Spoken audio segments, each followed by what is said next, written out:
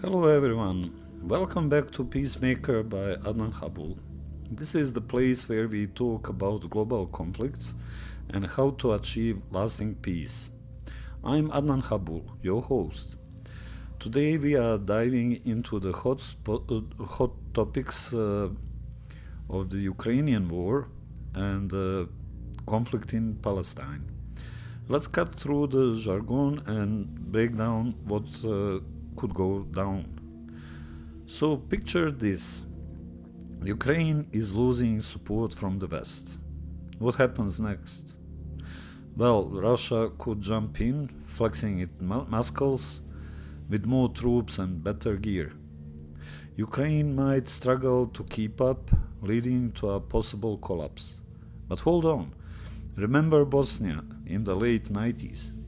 Bosnia was under arms embargo, meaning that legitimate central authorities could not even buy any weapons for the defense of its population, but kept on fighting. And Ukraine could do the same with some tactical twists given the terrain differences. There could be two possible sub-scenarios or options. In the first, Ukraine collapses quickly. In the second, resistance like Bosnia's sub-scenario. The first scenario brings advantages for Russia, definitely. If Ukraine loses support from Western allies, its defense will weaken a lot.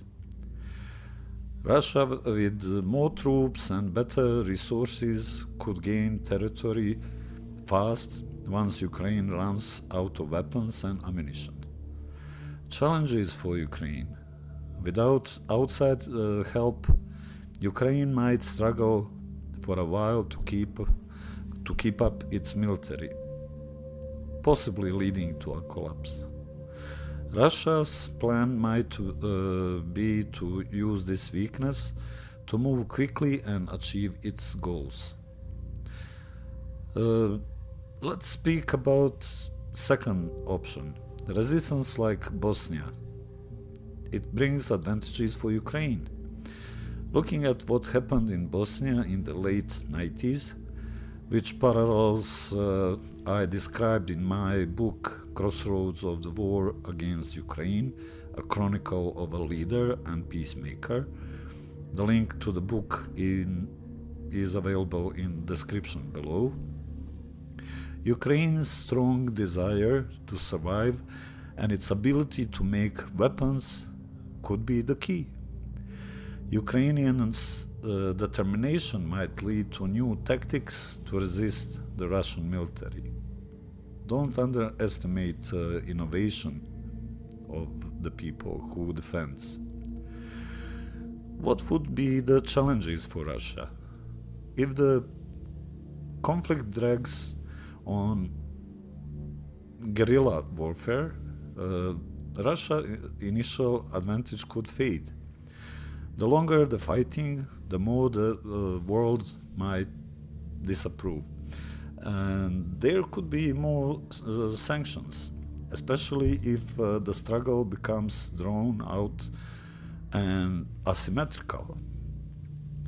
With two big wars happening in the world, the one in Ukraine and the smart genocide in Gaza against the Palestinian civilians, who do you think can step in to stop these wars? Who can negotiate? Share your thoughts and don't forget to subscribe. Drop your comments below and let's have a smart discussion without taking any sides. In my view, as the current situation develops, the main candidate for a credible mediator is Turkey. Let's take a look at Turkey's mediation role and potentials.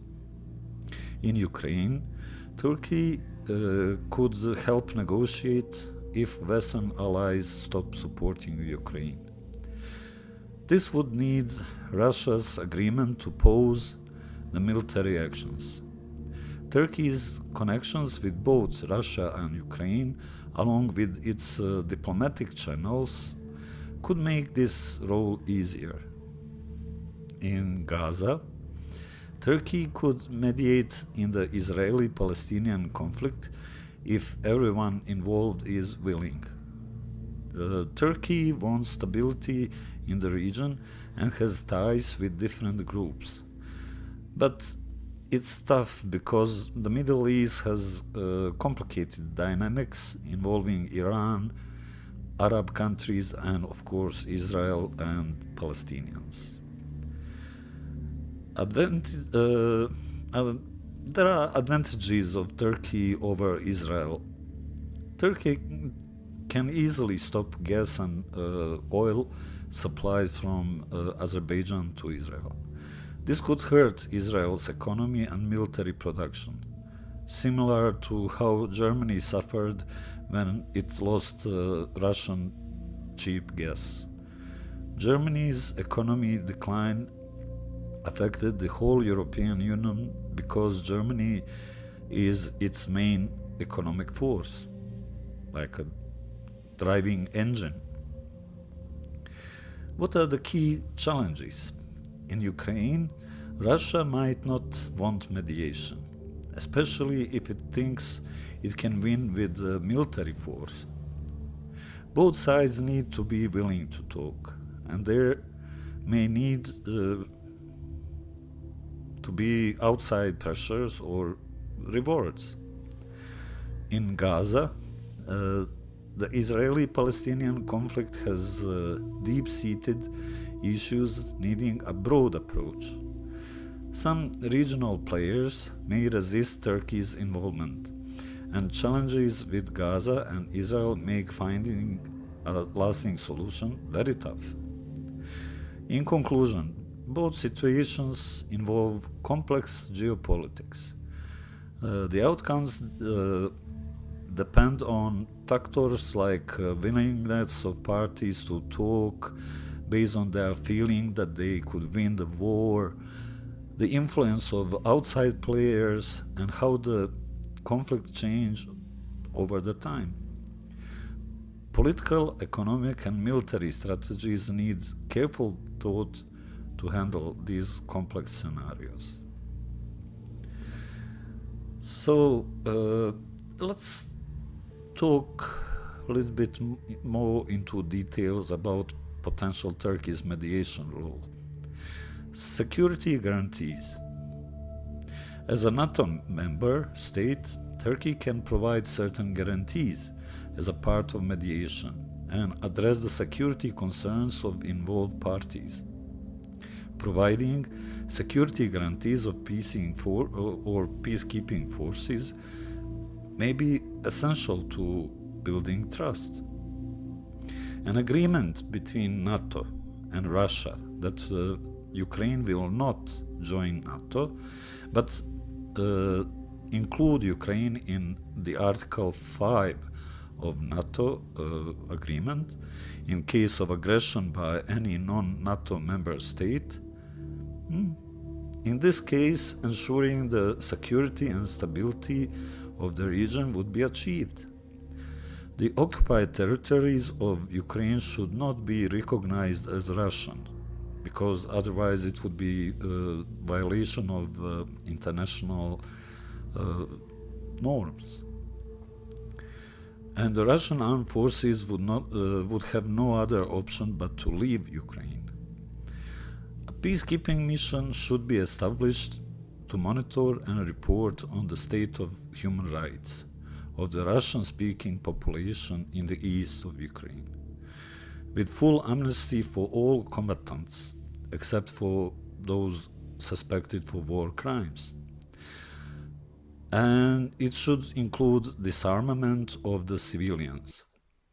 Then a lot of efforts to demine the country, to restore economy. Phew, that's a lot of things to digest. What do you think about these strategies and ideas? Drop your comments, hit subscribe, and let's keep this discussion rolling. Until next time, stay informed, stay engaged, and let's aim for a world where peace is more than just a word. Thank you for being with me today. This is Adnan Habul. Have a good day. Bye.